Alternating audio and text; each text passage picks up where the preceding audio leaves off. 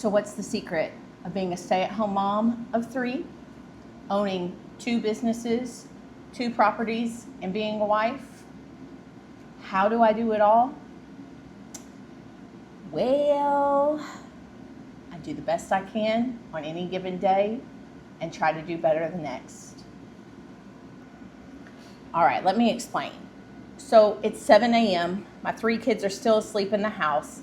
I'm a dog groomer who works out of my garage. My husband helps me bathe in the morning, and that's one of my secrets. I have a husband who is very supportive and great. If you don't have that, you can still do this. However, it might just be a little harder. 7 a.m., I get outside and I start my day. The earlier I start, the sooner I can be done and be inside with my kids. My kids are homeschooled, so I have to get inside in time to give them the attention they need. Do I always do that? No, I don't. Do we always get schoolwork done? No, we don't. But we do the best we can every day.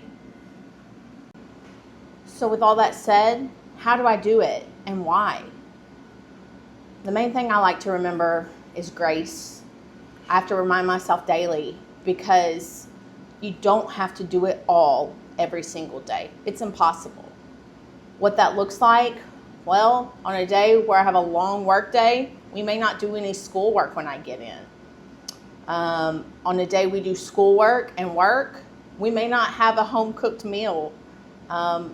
Eating out, that's pretty typical in our household. Do I like it? No. Do I want to be the kind of mom that cooks sourdough bread and makes her kids homemade waffles and cupcakes and cookies? And yeah, I do. And sometimes I do that. But it's not every day. And it's important to remember that I don't have to do that every day to be a good parent. I do the best I can with what I have that day. And I say all this sounding really confident, but it's a struggle, like every day. Every day I go in, or before I come out, my kids, if they are awake, my 4-year-old's crying and saying, "Don't go outside, Mommy, don't go to work today."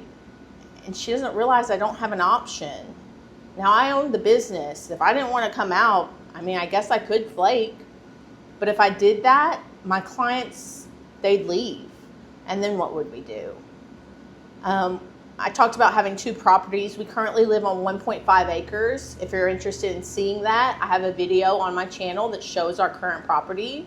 We're also building a 20-acre farm, and we're trying to build a legacy that our kids can enjoy later. And what that means, oh, I got a client here. This is Miss Chanel. She's here for a groom. So what that means is that while I don't have to work, we have enough money saved up, I could probably take a year off.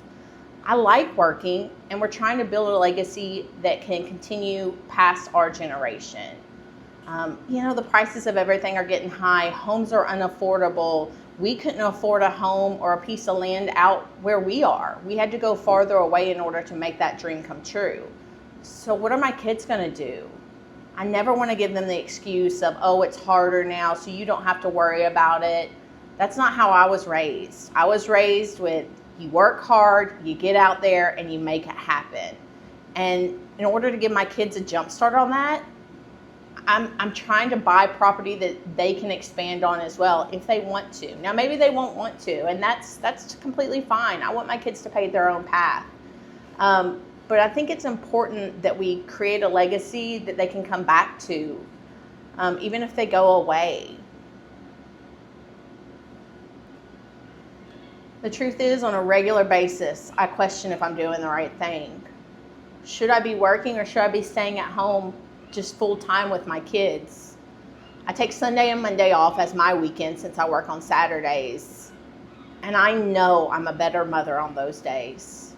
I cook, I clean. Honestly, it's Saturday afternoon when I get off work, I go in the house and it's like my eyes are open and I see for the first time what my house has become. My husband does the best he can, but he's out here working with me too. He's just not a woman. He doesn't see things like I see them. He doesn't see the mess in the floor like I see it. And he sees the clutter, he picks up the toys, but then I look at the floors and I think, God, those need to be mopped. When was the last time we mopped our floors? I don't want to say. But those type of things are something that need to be done on a regular basis, and they don't get done in my house. And that's because I'm working. When I get done working out here, the first thing I have to do is check my eBay page. I'm a reseller on eBay. I have my own storefront. And what that means is every day if something has sold, I have to get it packed up and sent in the mail. Now, our post office locally closes about 3:45. So if I don't get done yesterday, it was 3 o'clock before I got done. It was a very busy day. I made a short of it if you'd like to see that. I had 5 doodles in one day. And it was a great payday, but it meant that at the end of the day, if something has sold, I was going to have to immediately go into seller mode. And I did. I had 3 items that had to be shipped, and we were kind of down to the wire to get it to the post office. So I ran inside, pushed my kids out of the way, threw stuff in a bag, gave it to my husband, and he ran it to the post office. Now, eBay is something, again, we don't have to do. We don't make that much money off of it. But it was an idea of something to start that can help us continue making more money without killing myself grooming dogs. Now, truthfully, in the dog grooming world, I could make unlimited money. I turn away hundreds of dogs. Daily, I have people calling, walking in, asking if I do their dog. And I have to say no. My body can only groom so many dogs in a day. I physically just can't do anymore. So I needed something else that could make us money that was a little bit more passive. Now, eBay selling, like YouTube, is very hands-on. There's a lot of work up front. But I did that work last year. I did a ton of pictures, a ton of buying. I have almost 500. I did have 500. Lots of stuff is sold. I have to continuously work to keep it. I try to keep my store at 500 items, and that way, if people come, there's something for them to buy. So lots of the work was done up front last year, and during the summer when we were having to mow every single week at the farm, and produce was coming in, I try to make it where there's less to do with that eBay page. Now that the weather's starting to cool off, I'm trying to get back in that eBay mode of taking more pictures, buying more product, and I honestly love it. But at 3 o'clock, when I'm done for my day out here, I'm tired. And the last thing I want to do is take pictures, make eBay posts, and that's just honest. My kids want to play with me. Do I feel like playing? No. I try to give them a couple minutes of attention as soon as I get in. They're very excited to tell me stuff. And they always have the ability to come out into my shop and talk to me. And they do. There are days where they come out continuously and they're like, how many more dogs do you have? And I'll be like, baby, I just started. They don't really understand time that well. So, they don't always understand that, it's 8 o'clock and I came out, we opened by 7:30. So, there are things that are left undone. I just get inside and try to start working with my kids. I'll say, okay, we're going to do at least 10 minutes. And I find it's like a workout. As long as you start homeschool or cooking or cleaning, you will be able to, you'll go longer. Getting to the gym is the hardest. Starting homeschool is the hardest. Cooking at the beginning is the hardest. So just start. Tell yourself, I'm going to do 5 minutes, whether it be 5 minutes of taking care of the animals outside, 5 minutes of work doing homeschool or reading. Yesterday, all we did for homeschool was with my son, he's 7, and we read a book together. He's learning to read, and so reading every day is important. I have to help him with that, so we read a small portion of a book. I went inside yesterday and I could barely lift my arm. I get my right shoulder from scissoring dogs. I need to get a better table. But from scissoring dogs' faces, it'll get stuck. If I do a lot of dogs that are taller than me and I'm having to lift my arm above my head. And that's what happened yesterday.